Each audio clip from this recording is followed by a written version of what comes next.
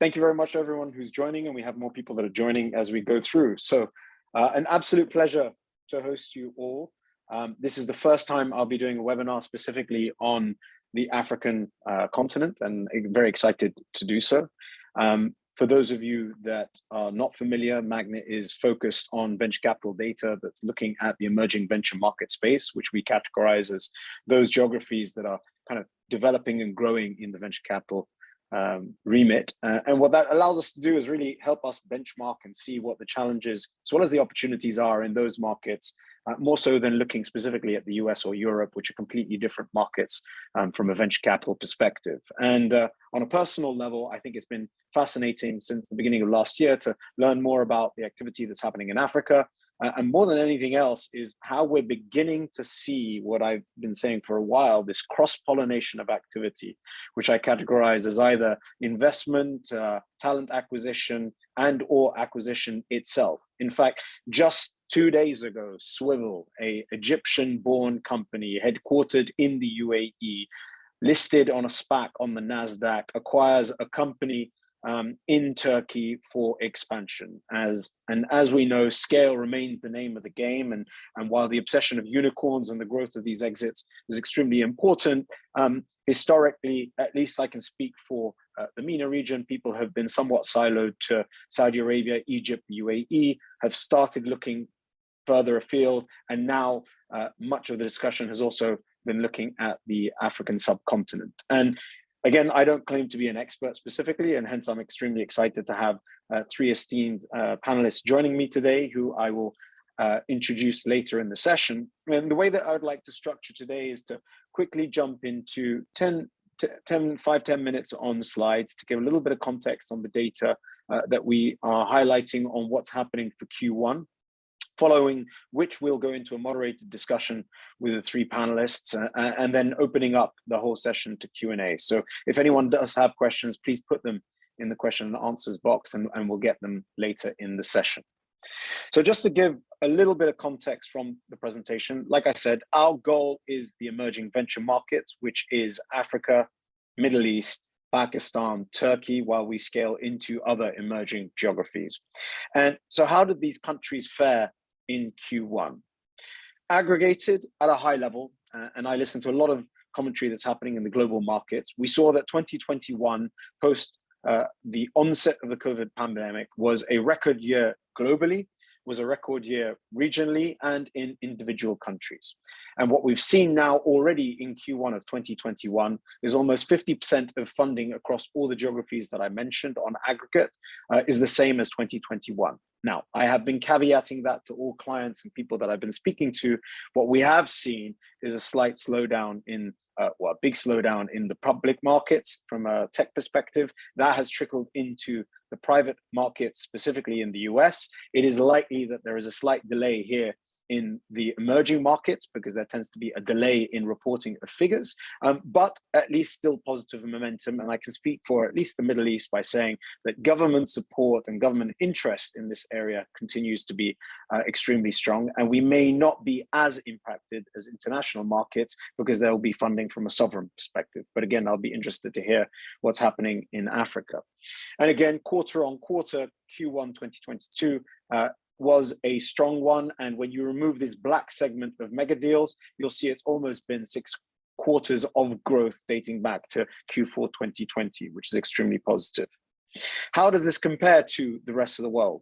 Well, effectively, in the geographies that I've mentioned, each of them saw year over year increased capital deployment, yet in some geographies, specifically Turkey and Pakistan, a slight drop in the number of transactions. But I think it's always interesting to put that into a global perspective.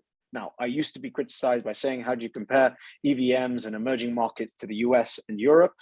True, they're completely different, but it does allow us to benchmark to a certain extent where you've seen slowdown in activity, again, Q1 versus Q1 in US and Asia. But LATAM, another emerging market, did see continued growth. But you'll see on the right-hand side, both MENA and Africa having growth rates in terms of the capital deployment bigger than even Latin America, albeit a third of the size of the LATAM market. And when you look at Africa specifically, here what you're seeing is that if you just took the total amount of capital in the first 3 months of this year, it was more than 2018, 19, and 20 as individual years. And again, when you strip out these mega deals, you've seen that it's really been a progression of growth for over 6 consecutive quarters, which is extremely positive. One thing I think is quite interesting, and it's been pointed out by some of the people that I've been speaking to in MENA, is while MENA has had similar discussions, the rate of growth that we've seen in Africa has been even more accentuated than what we have seen in the Middle East, which is interesting to continue to track. Now, again, there is some overlap, MENA being Middle East and North Africa, Africa being the whole continent. So North Africa is in both, but I think it's interesting to see those trends. And to a certain extent, though, and we'll come on to discuss this later in the presentation, a slight concentration in those big deals. This is the percentage of the top 5 investment deals as a percentage of total capital in each of the geographies. And you can see within South Africa, Kenya, and Nigeria for Q1, somewhat skewed by big deals in that space. And that has led to, from this perspective, looking at mean and median deals over the trajectory of the last couple of years, both in MENA and Africa, a growth of the size of deals as founders are looking to raise bigger rounds, investors are beginning to deploy more capital, and more competition in the capital space, which I'd love to get our panelists' views on. Looking at the individual countries, though, I think it's also been quite interesting. Now, Turkey skewed somewhat by a mega deal in Getir, almost 768 million, ranks first, but Nigeria and Kenya now both ranking higher than some of the GCC countries of the UAE and Saudi Arabia in Q1, and Egypt also just behind it. So it's showing that the growth and the capital that's going into African countries allows us to benchmark these geographies. But when you look at the activity, so capital usually driven by big deals, activity is the investor appetite, Nigeria outranking Turkey and the UAE and Saudi Arabia, followed by Egypt and Kenya. So clearly strong investor appetite that's happening in the African continent. Just looking at the industries, and at a high level, it's the same story of what we've been hearing in the Middle East. Fintech leads the way, and I think that has been both in terms of the number of transactions, as well as some mega deals that have driven the amount of capital that's being deployed into the African continent. And that's one of the questions I want to specifically touch upon later in the session. And finally, two areas to discuss: international participation. So what we do here is compare the number of international investors into specific geographies. MENA has seen a record number of international investors, close to 45% of all investors investing in MENA-based companies. But you can see that that participation is even higher when we look at the African continent at 71%, which has seen reliance or at least interest driven by international investors in the continent. And again, when you break that down by deal size, you'll see LoftyInc in there, and you're seeing a whole array of different type of investors, including the likes of Tiger Global, 4DX, Endeavor Catalyst, really an array of international investors and regional investors investing in startups across the space. And to close it out, always important to talk about exits. Exits really are a key driver of activity because it's the return of many of the investors. 32 exits already this year, accounting for about 35% of what happened in 2021 across the geographies. But again, in Africa, a slight increase compared to 2020, but a drop compared to 21 thus far. And it'll be very interesting to get people's thoughts on what's happening from the venture exit space in Africa. And the point that I always love to finish on is this cross-pollination. I mentioned Swivel, but here you're already seeing the likes of Sari, a platform play specifically in the Middle East, investing in Egypt and Pakistan to get growth. You saw examples of Helium Health last year in Nigeria, acquiring a Qatari startup, Sweep South in South Africa, acquiring an Egyptian startup. So this is something that we as MAGNiTT covering these geographies will continue to track moving forwards. I know that was pretty quick, but I want to make sure I leave enough time for the panelists. So again, all the reports are on the platform, and I know that the team will share a link to a newsletter if you'd like to subscribe. And without further ado, I would love to introduce our panelists. We have Idris Bello, from managing partner from LoftyInc, Ashley Lewis, partner for Africa at Accion, and Barbara Iyayi, who's the founding partner of Unicorn Growth Capital. And thank you very much, each of you, for joining me today. Thank you. As I said, I'm going to just kind of jump into it straight away. And as I mentioned, love debate, love differing views. Please share them as we go along. But maybe I'll just start, Ashley, with yourself. I mean, simple high-level views. I don't claim to be an expert, but when you look at the numbers that you're seeing from the report, what are the key things that are takeaways for yourself on what's happening in the Africa space, maybe in Q1, but also looking back at the last couple of years? Absolutely. First of all, thank you so much for having us. And I can start to answer this question just by sharing the lens in which I look through to look at the Africa region. So at Accion, again, we focus on inclusive fintech exclusively. We are really diving down deep into fintech. So the fact that that is a leading segment here in the Africa region is not surprising. We also invest globally. So we've invested in 60 companies around the world, 11 of which are active in the Africa region across 4 countries. So Egypt, Nigeria, South Africa, and Kenya. Again, very much aligning to the 4 markets that you mentioned being leaders here. I think what I'm most excited about seeing is, one, you led talking about the exits and some of the exciting activity in the region. We're extremely excited about Egypt. You mentioned swivel SPACing, but we're seeing a tremendous amount of growth in that market in the fintech arena, but also beyond. We have 2 activities there. One is an FMCG distribution company called Capita. Another one is a super app called hasnt, which has raised a tremendous amount of capital and just announced a few weeks ago. So we're seeing a lot of movement there because, one, there's a lot of alignment with the Central Bank of Egypt and their activities and how they're promoting inclusive finance, but also how they're creating a much more robust and I would say engaged fintech ecosystem. So supporting startups, supporting investors coming in both internationally and domestic. And then Nigeria, South Africa, and Kenya, look, these are markets that we've been investing in for quite some time. We've been a little bit, I would say, the pricing sensitive in Nigeria specifically. And I think my colleagues can also, my colleagues on the panel can also attest to that as well. But there's still a tremendous amount of opportunity at the seed stage, which is where we focus our activities. Happy to dive deeper into any of that, but I think right now, what really resonated out of the report was that Nigeria is booming. It's surpassing a number of the emerging markets that you mentioned, and we're seeing a lot of capital come in. I think you mentioned it was 31% compared to 9% growth in the US and something like 12% in Latin America. As investors that focus on both of those regions as well, I think our pipeline is very robust in the Africa region right now, and there's a tremendous amount of opportunity for co-investment with international and local players. Thank you. Barbara, I'll come on to you. I mean, if I understand, you've recently launched a fund focused on this space. I mean, why now? Why Africa? Why now?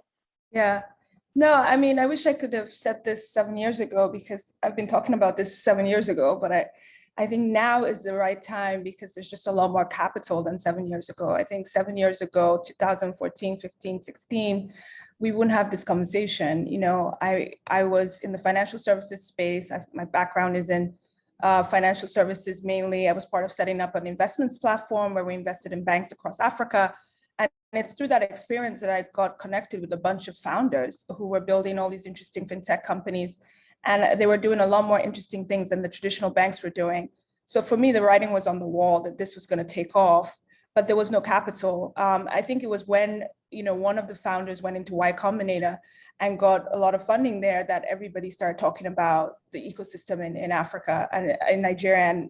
And that's how it really started from 2016. So for me, I think in the last couple of years, there's just been a lot of interest in the ecosystem, and that has opened up doors for a lot of new funds to take advantage. I think Unicorn Growth Capital is really born out of me being an operator, me being an investor, me being in finance. And so for me, it was about how do I add value to the ecosystem?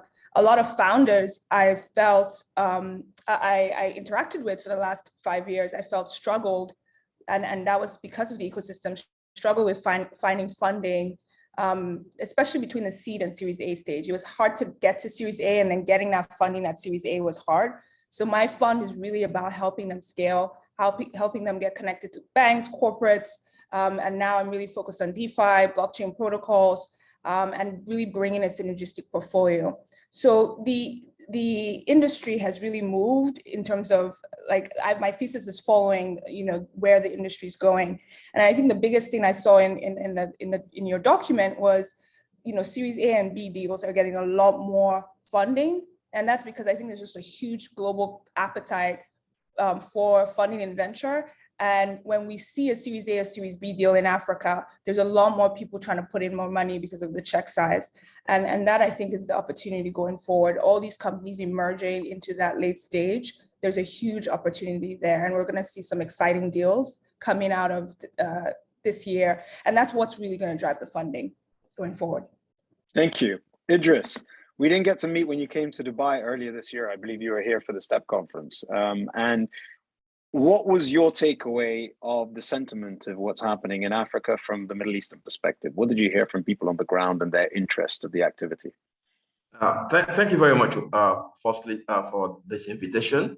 I think I would like to contextualize the sentiments in the Middle East, in the GCC, within the background of what has happened over the past 10 years.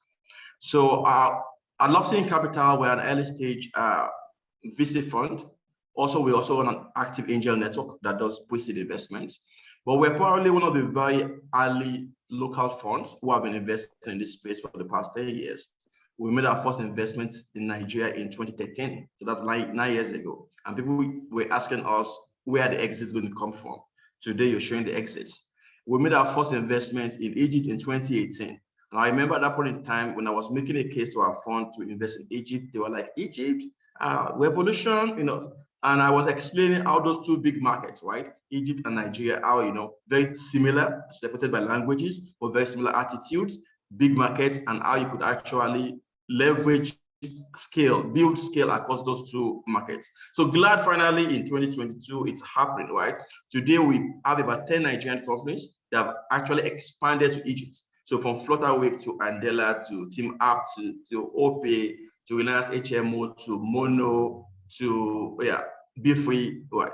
And now we are having the reverse too. So now we have Noah looking at Nigeria. We have Money Hash has opened an office in Nigeria. So you're trying to study to see this. And I think that's really what has brought this into context for a lot of GCC players. So while we're in Dubai, so a lot of them are saying Flutterwave, they're saying the Andela News, but more recently they are saying Move, also one of our portfolio companies, which had launched in Nigeria, but which is now headquartered in Dubai, and whose latest rounds have been financed by a lot of entities in Dubai. So there's suddenly this growing interest, right, in the region, and they're asking how do we participate? And I think it's a good thing. And just looking at your report, I think there were three things that struck me, stuck at me. So the first one for me was the later stage rounds, the increasing mega rounds, the exit, and then of course the cross from MENA to Sub-Saharan Africa. The later stage rounds were very important because 5, 6, 7, 8 years when we started, we did not know where the Series A or Series B or Series C funds will come from. Today, this is testament to an evolution, to growth, right? Because when you start seeing mega funds happen at Series B, C, D, it encourages people to put more money earlier because they know they will find exit at those institutional rounds. Also, when you start seeing exits happen, it encourages the serious investors to put in more money because finally the answers of where the exits are going to come from is being answered. So all in all, I think it's very interesting. And I think we're just beginning because right now I'm in the midst with our own portfolio companies of at least 5 exits that are being structured right now. And so I'm imagining many other companies, many other portfolios are in the same thing. So I think it's evolving. I think we're going to be maybe a little bit impacted by the global stuff, but I think to a large extent we're starting to make a name for ourselves. Thanks. I'm actually going to ask you another question, Idris, but I'd love to hear as well from everybody else.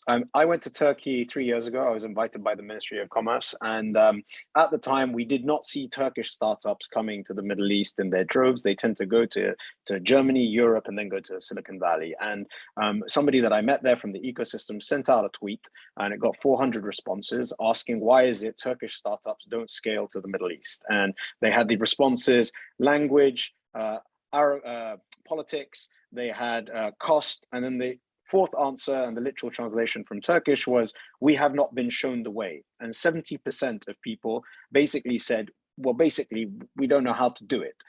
When I look at at least Egypt. I mean, I think Middle East is now, again, a step further afield. But when you looked at Egypt historically, and I spent last year speaking to several investors from Africa, for people on the call, why is we haven't historically, you touched upon it, Idris, but why is it historically we haven't seen this type of activity, and what needs to potentially change? Or is it the case studies that you mentioned to see more of this cross-pollination happening as companies need to scale? So very, very good question. And it's really about access. It's about fear. It's about not knowing, right? Recently, Ashley was in Cairo, right? I met in Cairo recently. And the more you see people cross those boundaries, I think we have over time artificially created those boundaries of location, of language for ourselves. I remember 2017, 2018, when I was speaking to folks in Egypt about Nigeria, they'll be like, no, it's a, we don't speak English very well. I'm like, take away the language. Everything else is almost the same. You guys are just like the loud Nigerians. You just happen to make a noise in Arabic. so you start saying, so it's about access. It's about people showing the way. It's about the storytelling, right? So for instance, recently you had a bunch of Nigerian VCs who were in Egypt for Rise Up, for AFTS, and a couple of things. This month, next month in May, the Cairo Angels is actually planning a trip of folks from Egypt to go learn the Nigerian ecosystem. I think we have to have more of that happen. When you have that happen among investors, among regulators, among founders, I think it becomes easier that they just don't think of the nearest market, because an Egyptian founder thinks of just Saudi, he thinks of just GCC. Whereas a lot of times, most of this market is actually sub-Saharan Africa. That's really where the need is from. That's where it can go to. And I see this even in Morocco, Tunisia. Naturally, just thinking of Europe. They don't think of the rest of Francophone Africa. We will share the same language of French with them. So I think this has to be deliberate. And I think it's starting to happen. The more success stories you have. And what's going to be interesting is this. If you look at Egypt and Nigeria, both countries are tough to enter for outsiders. So I'll give it to that. So what usually would happen is, for you as a Nigerian company playing in Egypt, you would have to make a local acquisition, and vice versa. But if we start seeing more of that, I think it just becomes easier for others to just leverage on that and build on that. Yep, perfect. Ashley, Barbara, anything else that you'd like to add to that? Maybe I'll just quickly add, and maybe it's more of a tip, is, some of the countries don't have this like ease of doing business, some kind of business office that's focused on helping startups accelerate in the region. And what ends up happening is that other startups end up being kind of that go-to, facilitator. And what I love specifically about the Nigerian ecosystem, but I can say it for a few others in the Africa region, is it's extremely collaborative, and other founders are willing to engage and find ways for collaboration. And so when I hear other people that are interested in expanding into the Africa region and say, we might not know the way, find other founders, find other similar business models. And I love what Idris just said, come and spend a few days, see how similar the market is to your home market. And I guarantee you're gonna walk away with kind of a clearer pathway of market access and market entry. And if not, really great connections to help you get started.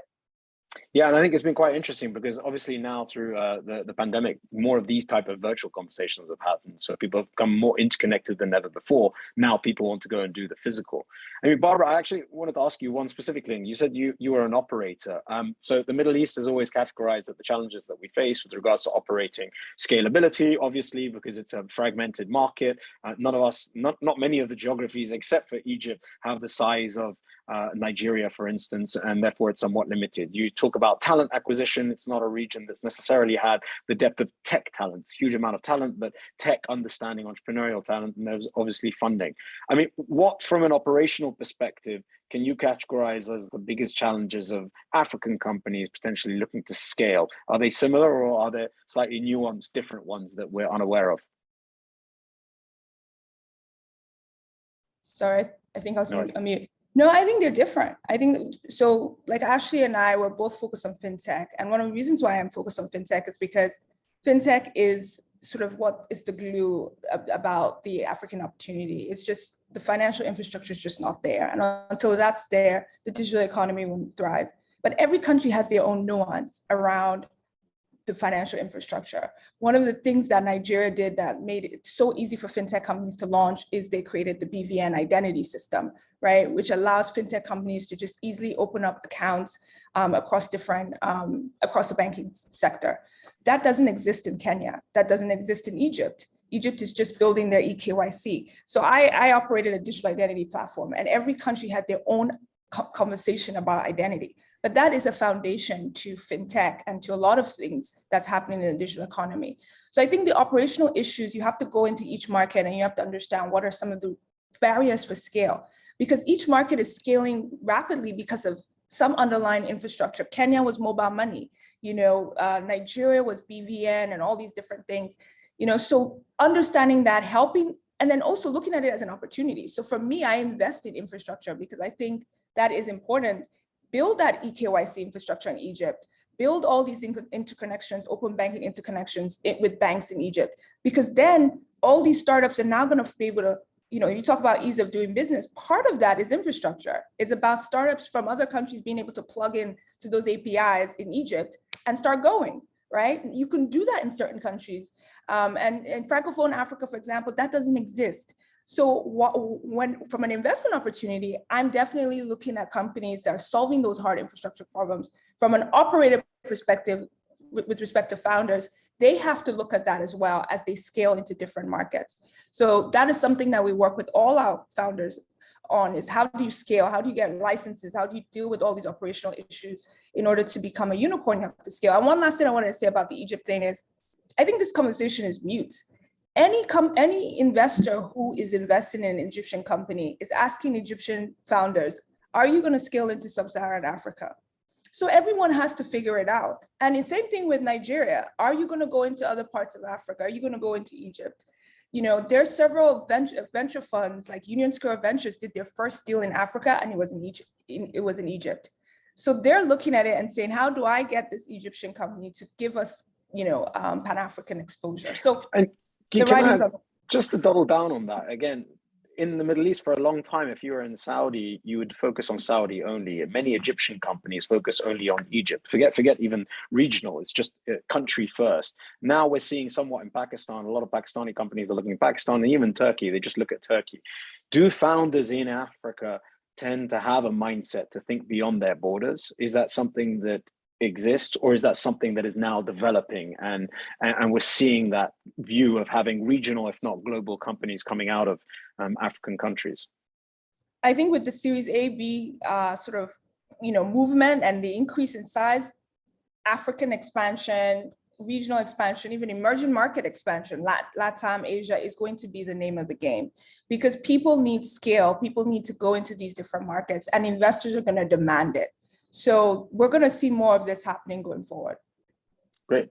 Ashley, I wanted to touch now. Can I just add to that one piece about international expansion? And I love Barbara's piece here about the capital needed to do that, because the ambition has always been there. The ease of the execution and the rapidness of that international expansion hasn't always been met. And so I'll just give some examples. I have one portfolio company from the Africa region that I think is probably one of our true Pan-African businesses. They're now active in 15 African countries and going live in Asia and in Latin America.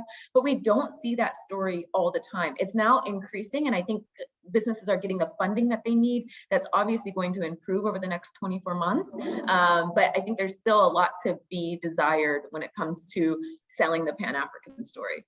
And so I actually was going to ask you on that. Sorry, just because in the Middle East, we saw post-Kareem, acquisition of Uber. We saw Souk, the acquisition from Amazon, international interest specifically coming into the MENA region, and the FOMO kicked in at a local level. We started seeing family offices who were given the opportunities to invest in these companies that didn't invest really feel that there was a bit of a FOMO factor. So two parts of my question, and I'll start with Ashley, and then anyone else would like to jump in, please do. Number one is, what is your view on what's happening from an international investor perspective? And on a very practical note, for anybody that might be on the webinar that is an investor, in the Middle East, often you cannot invest in the local entity, or it can be somewhat challenging, and hence you have the BVI, Cayman Island, Delaware into the local entity. Is that a similar challenge of structuring that has created some friction to international investment that is being somewhat eased with time? Yeah, this is a great question. I'll start with the structuring question first. So it is country by country. So for example, a lot of the Nigerian businesses that we're investing in are registered in Delaware. South African businesses are obviously registered in South Africa many times, but also registered internationally. Oftentimes we see our Egyptian businesses registered in the Netherlands. This is all about ties based off of ease and also kind of country to country tax advantages. I used to see a lot of companies registered in Mauritius, and now we're seeing a number of them back away because of and I see Idris shaking his head. I'm in the middle of a frustrating experience with Mauritius, so I'm like, please, no more. However, I don't think that precludes or creates too much of a barrier for people to participate. I'll be very honest, I'm starting to see kind of this FOMO angel investing craze really heat up in the Africa region. I'm sure Idris can speak to this, and Barbara as well. Over the last 2 quarters, you have people trying to pack into opportunities here, family offices, and also international investors. And so to go to your first question on the international piece, yes, we're starting to see a lot more international interest. That is doing a few things. It's making it a competitive environment, which I think is very important, and it actually behooves entrepreneurs to have a competitive kind of investing landscape in front of them. It is obviously pushing pricing up a little bit more. So I think we're in a situation where some of the local investors and some of us that have been here for a while are quite or sticker shock in a way. But the third thing, and this is the case for local investors, I'm also starting to see, thankfully not in my own portfolio, but term sheets starting to get pulled from local investors as some of the markets are cooling off more globally. And so I think that that's where international or local investors have a really important place in this. Oftentimes I see international investors require that there's an internet or a local investor involved in the cap table so that they can have this nice blended syndicate. And so I'm seeing a lot more collaboration here as opposed to large international investors coming in and sweeping the entire cap table. Okay. Idris, anything let me jump in there. So on the structuring one, I think our preference is usually for a dual structuring. So usually for most startups, because we come in very early, pre-seed, seed, before you go to Delaware or the Netherlands, you started something out, so you register something locally. And then to be able to bring in the YCs, the Techstars, the Tigers, international investors, to give them comfort, then you do Delaware if you're in Nigeria, you do Netherlands if you're in Egypt or elsewhere. The ones we used to have a problem with was Morocco. We left 3 deals in Morocco because until this year, the country's law did not allow them to set up in Delaware. So we're going to do Ethereum, we're going to do 2 or 3 other deals, and you could not do convertible deals as a foreign investor, you could not do sales, you could not invest in the Delaware entity, but thankfully right now that's changing. So I think that's not necessarily a friction, but yes, you would have to do at least something internationally. There are a couple of countries in Africa who are trying to make it easier. So Rwanda is talking about becoming that place where everybody registers, hopefully it works. Mauritius, when I say you in Mauritius, I run away these days. It's painful, it's a lot of times it's not worth it, right? So that's the first part of structuring. Then on international investors. So I think I speak from the vantage point of having been investing before we add international investors. And so when people talk about cooling down of international investors who are walking away, I say, yes, they will walk away, but they'll come back. Because again, these things are in cycles. And it's very important for us to have investors who are vested in the local communities. Yes, international investors come in, they help scale things up, they bring capital that we don't have. But if you're going to rely only on international investors, it's just going to be like the stock markets. If Nigeria's stock market is hot today, you see all the US investors come in. The day it goes down, they're out.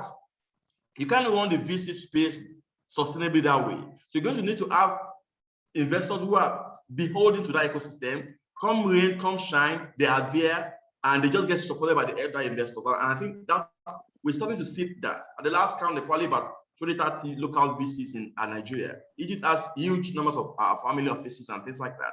So I think that's going to that handshake.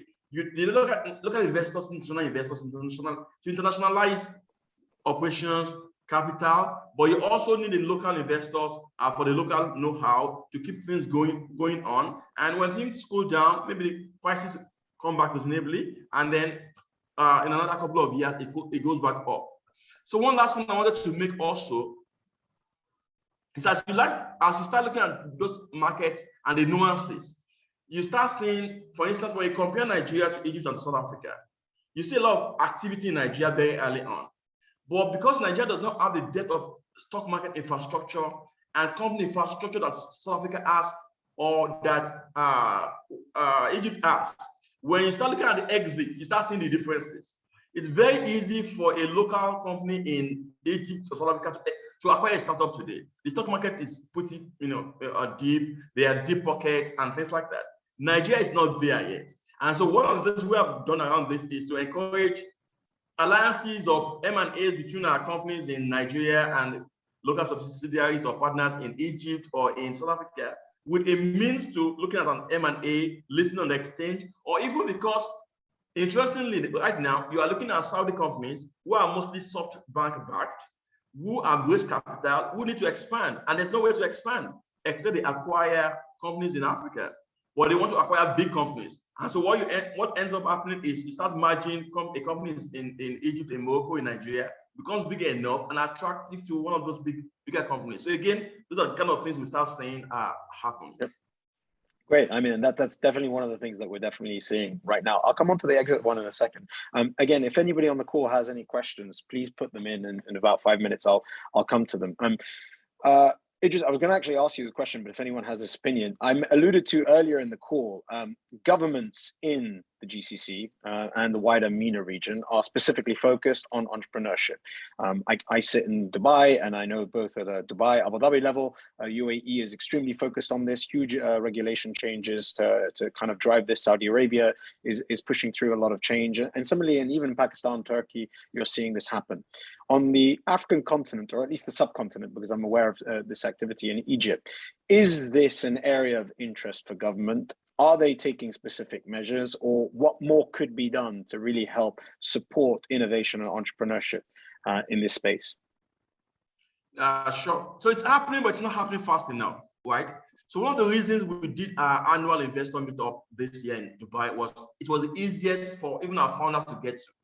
So Dubai is the capital, is the airport of Africa, because we had founders in Kenya and Egypt who couldn't get to Nigeria or vice versa, right? But once it was easy to get to Dubai, we just met up in Dubai. And then, of course, all the support from the government. So increasingly, when you look at different governments, you start seeing, a move towards this. So in Nigeria, you had the Startup Act, right, which was championed by the startup community, supported by the Minister of ICT and several parties, and now I think it's been assented to by the president and just waiting on National Assembly. So you start seeing those moves, but you're still seeing a lag in how the regulator behaves in Nigeria. All right, and so a typical Nigerian startup wakes up thinking that the regulator is going to be against them. That's the converse actually in Egypt, because I've seen more interaction between the regulator in Egypt, right, and the founders. They're a bit slow, right, and they can be a bit punitive, right, but they seem to have the interest of the ecosystem at heart. And so you see, like, would include, right, the latest fund. You see the banks working together with the fintechs, working together with the regulators. We're not seeing enough of that in Nigeria. A lot of times in Nigeria, you see disparate. The fintechs feel that they are fighting the banks feel they are fighting the regulators. And I think the more you all come together, and also advise regulators, not just that about government. A lot of times we realize they're acting from a point of ignorance. Right? They don't know and they're afraid, right? And so I think the more people also, entrepreneurs and founders and the investors also get involved in guiding policymakers. I think and that's what we saw with the Startup Act in Nigeria. The work was pretty much done by the startup community, the VCs, the founders, but they then co-opted the government and we made progress. So again, I think Dubai is far ahead, but increasingly we're seeing, Nigeria, Egypt, Morocco, Senegal, do stuff in that respect. Barbara, you had something you wanted to add? No, specific. So one thing I wanted to ask you, because you're in the fintech space, and then I'll come on to Ashley afterwards on exits, is interestingly, when you saw the numbers, and we saw this last year as well, fintech is surging ahead in Africa in terms of activity in capital deployment. When I've looked at and studied all the other emerging markets, and it probably is with the likes of Jumia happened historically, that e-commerce and logistics is the area that gets disrupted first. But what you're seeing now in Africa is either that phase has already passed and it's accelerated it, or fintech has just become the industry? What are the dynamics that have really driven financial services and fintech as the area of investment or preferred area of investment for many investors? I think a couple of things. I think one is the language is the same across the board, right? So if you think about international investors who are bringing in a lot of the funding in these markets, they understand fintech because a lot of these emerging markets face the same challenges. Indonesia, Brazil, Nigeria, to me are all the same, and Egypt, to me are all the same, right? These are countries with the same dynamics around mobile penetration, lack of, very highly unbanked, regions, 90% cash, lots of credit appetite. The language is the same for international investors. So they see the same problem, so they understand the solution. And then the second thing, I think that the dynamics are really, really, I think the evolving fintech landscape has really gone through, has really started around infrastructure, right? Infrastructure really drove a lot of these fintech opportunities that's happening, payment infrastructure, open banking, credit infrastructure. And so that infrastructure sips into all these different industries. One of the exciting things about logistics is that a lot of these logistics players have really done a great job in building embedded finance and fintech solutions for the logistics, whether it's shipping or trucking. B2B commerce is really embedded finance, to make those, wholesalers and distributors and manufacturers be able to sell amongst themselves. A lot of it is working capital financing that they need, right? Healthcare, Helium Health, one of the biggest things I love about them is that they built this whole fintech, Helium Pay, Helium, loans. And it's really what's driving the ability for these hospitals to, use and put their data out there, right? So fintech opens up so many opportunities. I think people don't understand the real reach to it. And I'm in the crypto world, so I look at DeFi doing the same thing. And crypto infrastructure and DeFi infrastructure opening up a whole can of worms that's gonna drive new type of companies going forward, new type of infrastructure going forward. And I think those dynamics in play will continue to make fintech be the leading sector of funding going forward. Interesting. Ashley, again, so if anyone has questions, please put them through. Ashley, one of the last questions is around exit. So I've done the study for MENA. I didn't do it for Africa specifically for this call, but in 5 years prior to including 2021, there were 1,900 companies in the Middle East that received investment. And yet there've been 125 exits. Now, of course, as investors, you know that not all 125 are necessarily great exits, but they're all exits. That means less than 6% of all the funded companies have actually had an exit. I was asked, because I did this presentation a week ago for MENA, and they asked, how does that compare to the US? And I looked at CB Insights, taking exactly the same metrics.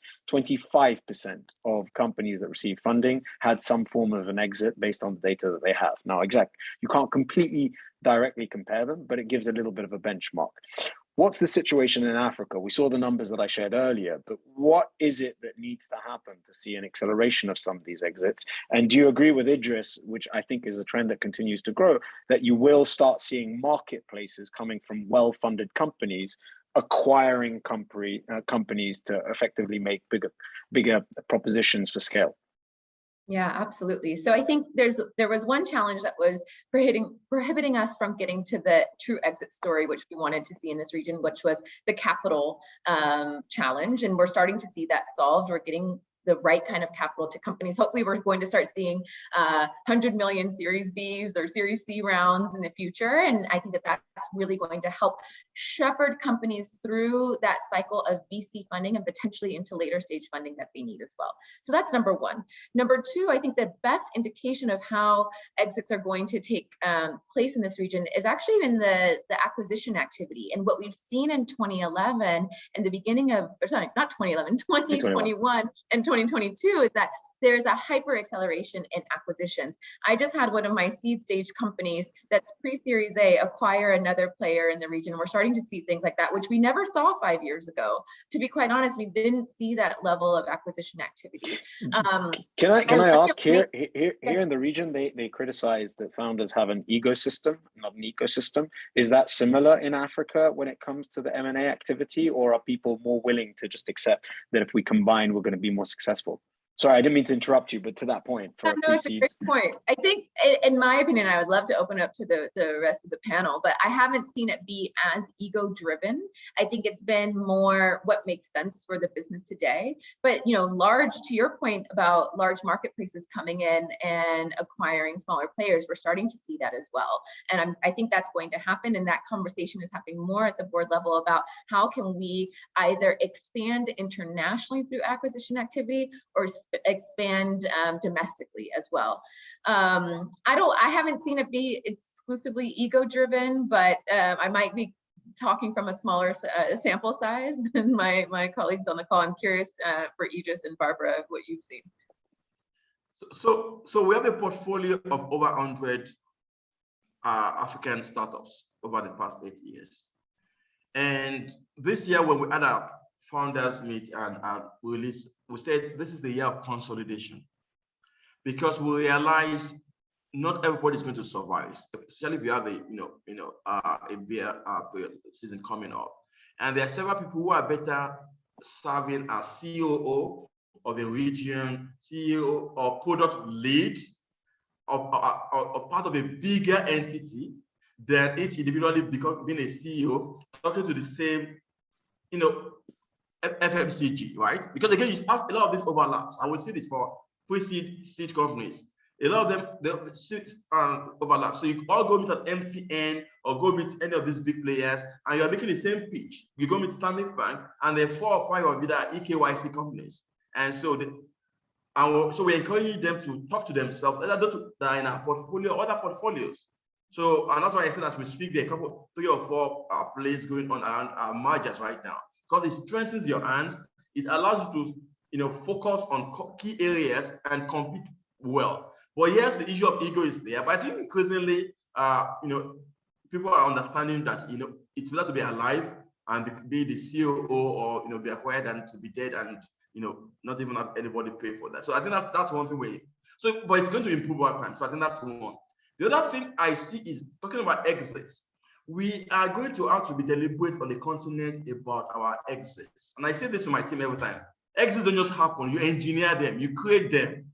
So every single day I'm waking up, I'm saying, which VC should I be speaking to? So I call Iyayi VC in Saudi, and I say, which one of your companies are looking to acquire in the next 12 to 18 months? And I'm looking at my portfolio company and saying, who should they be talking to? I'm talking to Turkey and saying, in these verticals, who are your players there? So those things have to deliberately happen, and it's starting to happen.